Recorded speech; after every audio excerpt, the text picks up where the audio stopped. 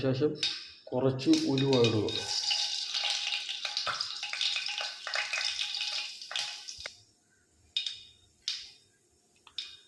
അടുത്ത് തക്കാളി സവാള തട്ടുക.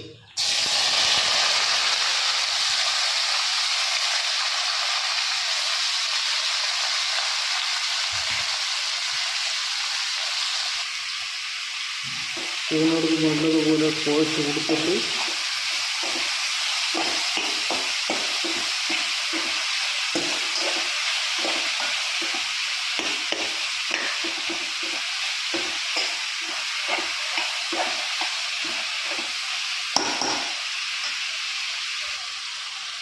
അല്പം ഉപ്പ്.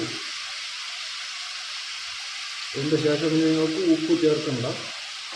ഇപ്പോൾ ഇടുന്ന ഉപ്പ് തന്നെ ഇതിൻ്റെ ശേഷം ഉപ്പ് ചേർത്താൽ നിങ്ങൾക്ക് ഉപ്പ് കൂടി പോകും. ഇപ്പം ചേർക്കുന്ന ഉപ്പ് തന്നെ ഉണ്ട് കേട്ടോ.